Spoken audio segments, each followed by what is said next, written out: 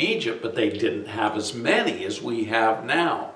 It was mainly caused by mutated viruses back then that were created, believe it or not, in Atlantis and Lemuria, because their scientists started doing what our scientists are doing currently, making toxic things and using them, and it infiltrates the bodies of the humans and causes disease. So we need to focus, creating the thoughts of love of God, so we don't create fear through our thoughts, because the more people who are creating fear, the stronger the fear gets. And fear is the lack of love. So Seth says in my mind, go back to the air temple with the love of God in your heart, mind, and soul. Always have intent with your breath, bringing in the love of God first, and attach the prana with your breath and intent, using God's love to ensure you cause no harm to yourself or others with your creation. This will create, with the perfection of God's love, benefiting all of humanity. Now, don't you wish the scientists would use their intent with God's love? Okay, so I missed a slide there. So Seth said in my mind, go back into the air temple and create with God's love. So ascension only comes when we follow the only true God, the creator of the multiverse, with God's love. Following partial light or even darkness eventually leads to death and destruction and disease. The pure light of God is within us and all around us. We access the pure light of God through prayer, fasting for righteousness, and meditation, and studying the laws of God, communicating with the angels and the ascended masters. So, I'd like to answer questions now. Next week we're going to go to the water temple again and discuss some of those things, but we're doing this follow-up because I want you to go back and review the originals and get your questions together and we'll answer them. What's that? There's no questions. Oh. Okay. Nobody has any questions, and it is currently almost 6 o'clock. So one of my questions I had when I went back to the air temple was, how do we specifically get our intent in congruence with God? And how we do that is we actually connect to God through our prayers and ask the questions in our prayers. Now, when Jesus was on the planet, he taught, ask and it shall be given. Knock and it will be opened unto you. And why did he say that? Because as we formulate the questions and ask in prayer to God for answers, as we meditate and quiet our mind, we'll hear the still small voice of God or of the great divine director, who is the Holy Spirit of God, will come to us. Or God will send us a messenger, such as an angel or one of the ascended masters, with the answers to our questions. But we need to formulate questions. Now, one of the questions I formulated about the air temple especially is that energy of the breath of God. What is that energy of the breath of God? And I came to find we develop that from the prana. The prana is what we breathe into our body with every breath. And when we breathe that breath and breathe in with the intent to breathe in the love of God, the love is added to the prana, making the prana powerful love. And that augments our heart's love, and we bring it into our mind, augmenting our mind's love, and we bring it into our soul, And that's what's meant by thou shalt love the Lord thy God with all thy heart, mind, and soul. And that was the answer I was given. And I knew that answer, but hearing it again, it always implants it more deeply into our system. And so that is a very good thing. And so it's quite interesting how the air temple teaches how we obtain power through the love and breathing in the prana. So it's very important that we pay attention to our breath. Yogis are constantly teaching breath work. And breath work can be anything from, there's a very powerful breath where you literally push your stomach out as you breathe in, because that's diaphragmatic breathing, and it's called the breath of fire. So you breathe in, pushing your stomach out as you breathe in, and then as you breathe out, you pull your stomach back in, and as you breathe in, you pull your stomach back out, breathe out, pull your stomach back in. It's called the breath of fire. And the yogi that taught me this, I would literally,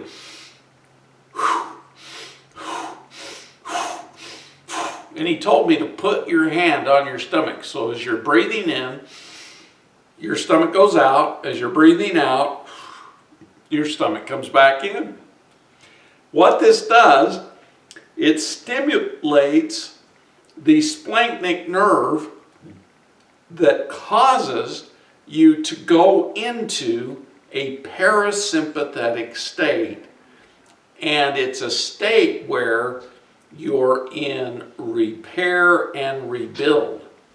And so it's a very good state to be in. So breathe in, breathe out. Breathe in, breathe out.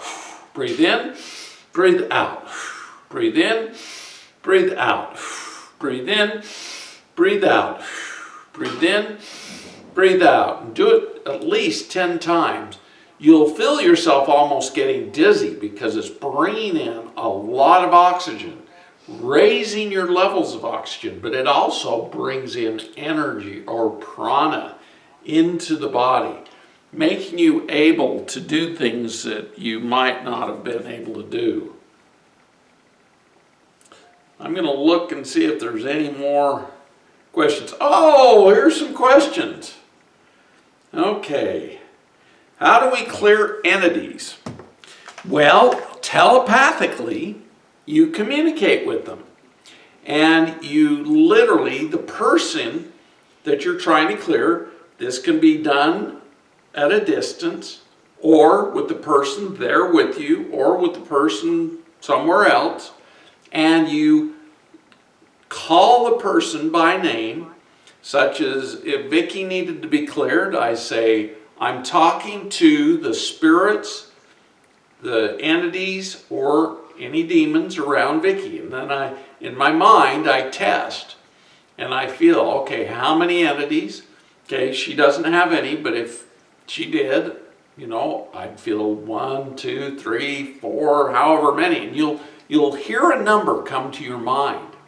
And you've got to pay attention, because that's them speaking to you. There's 6 of us, entities around whoever. And then I'm talking to you, and I want you to go to the light. And I want you to evolve. The reason you say you want them to evolve, they're very interested in evolving, believe it or not, because a lot of them have been stuck here on the earth for a while, and they hang out with other people, and they usually hang out with people who did things that they did with, because they relate with them. So if you're an alcoholic, you get a bunch of dead alcoholic entities that are hanging out with you. And I found this to be true almost 100% of the time. Whatever you did, like if you're a sexual pervert, you'll have sexual perverts hanging out with you, because you're doing those things, your emotions are creating things, and they feel those emotions. They feel what you're doing, and they see what you're doing, It's what they did when they were alive, and so they kind of get a charge off of it and receive that energy. And then you say to them, I want you to go to the light. I want you to repent and evolve and go back to God. And a lot of them, they question you. They go, well, God doesn't want me coming back. I did a lot of bad things on the earth.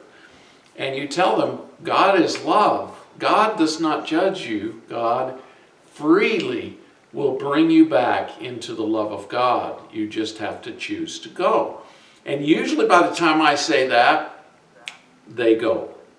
Although there's holdouts. Like yesterday, I did some clearing. I had 2 holdouts, and one was kind of the leader of the pack. And when 8 of them went back to God, back to the heavens, and you tell them you're going to go back to heaven.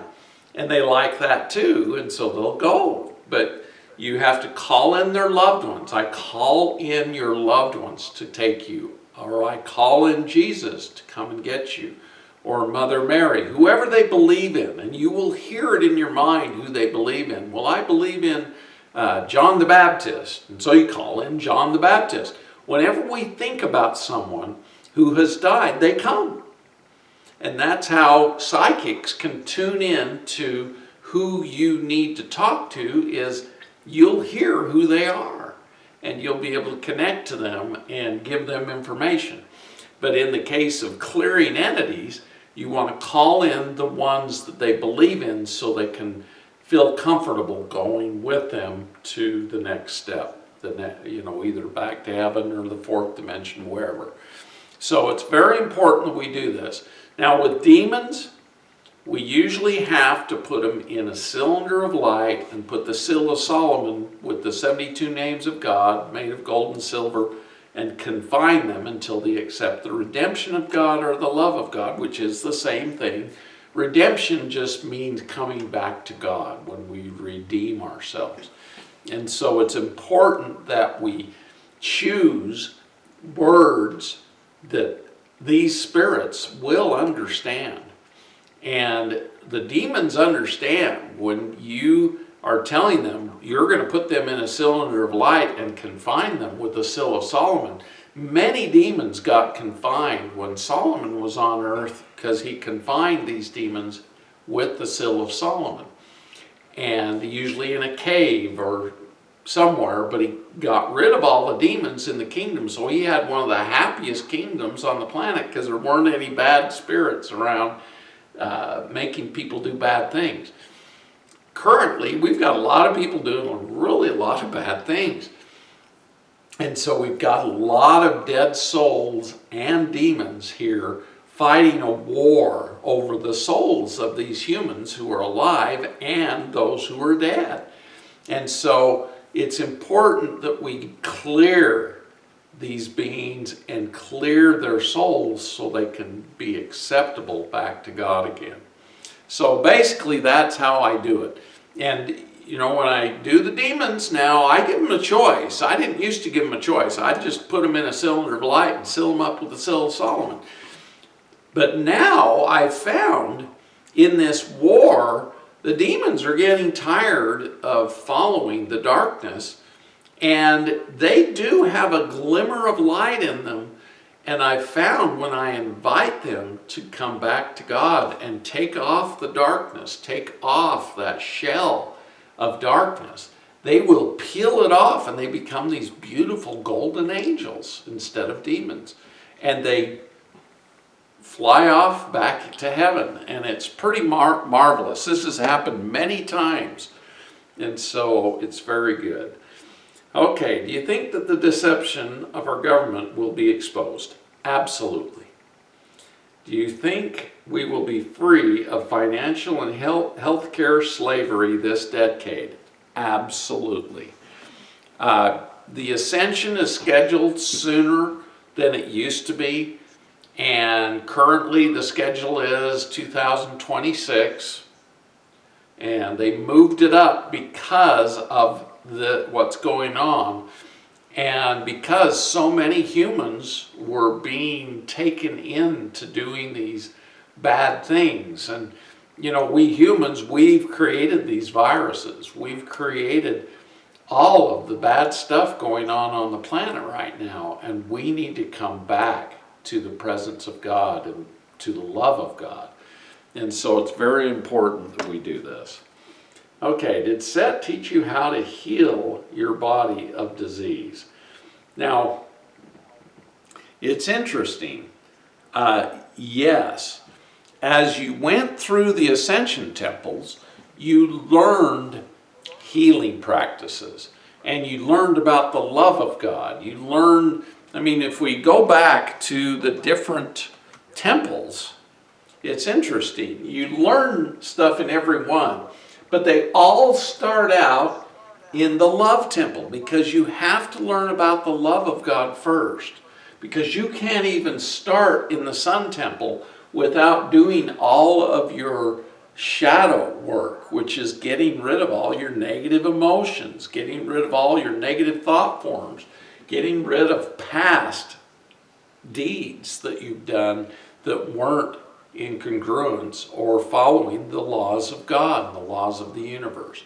And so when I went through these initiation temples, at the love temple, they were teaching all the children the importance of following the love of God and staying away from following other things. And they had many children, thousands of schools in this area, where they would teach about the love of God and about the purpose of earth and the purpose of the four elements of fire, air, water, and the earth. And they would teach about the underground temple, the moon temple, and the sun temple. And they would teach what you would go through in each of these temples. They'd even teach you how important it is to align your will with God and use the wisdom of God and be in the now, the present moment, and also be here. A lot of us get spaced out, and we want to space ourselves out in movies, or we want to space out listening to something. And what we need to be doing is praying, meditating, and following the laws and love of God. And so I hope that answers that question. Now, were you able to travel on a flying carpet? Nope, I didn't fly on a flying carpet, although that's entirely possible. I actually was able to levitate and go to other cities, other parts of the world. In fact, when I was in the Here temple, I went to many places, and when I was in the Earth temple, I went to many places on the planet.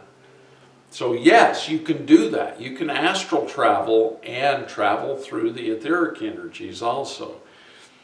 Okay, I never got the link to catch the videos as possible. Scott invited us as we had him on our conference. He offered myself and Javier to join this. Yeah, I did send those links, and I'll probably have to send them to you again because they get lost in our email. Sometimes they get deleted. So I will send that to you again, Jade, and hopefully we'll get you back on. Okay.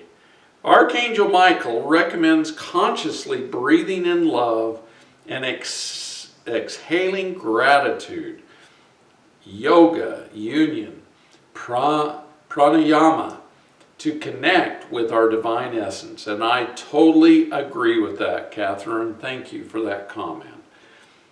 Good. Okay. This is the last question. In this life, do you astral travel nightly?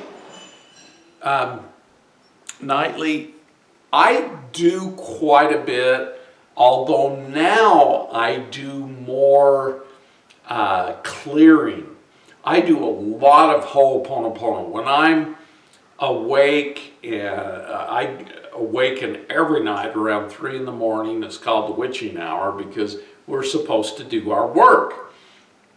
And a lot of us were hung as witches because as we did these things, especially from the 1500s to the late 1800s, people thought we were witches because we were bringing in energies and clearing out demons and entities and all kinds of stuff, and they literally burned us at the stake. I can recall at least 3 past lives where I was burned at the stake as a witch. So it's, yes, I do a lot of astral traveling, but more than that, I focus with my intent to clear. And Ho'oponopono is one of the most powerful telepathic clearing modalities we can do.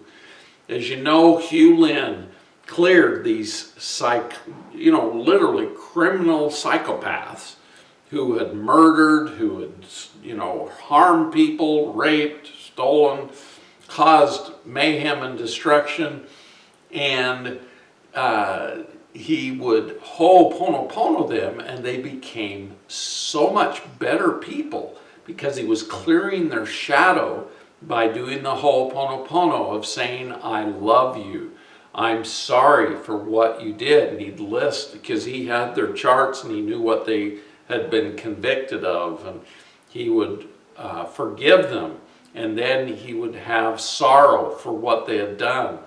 And he would also forgive himself for any judgment or thoughts he had against them, because that's a very important step, because we need to not think they're bad.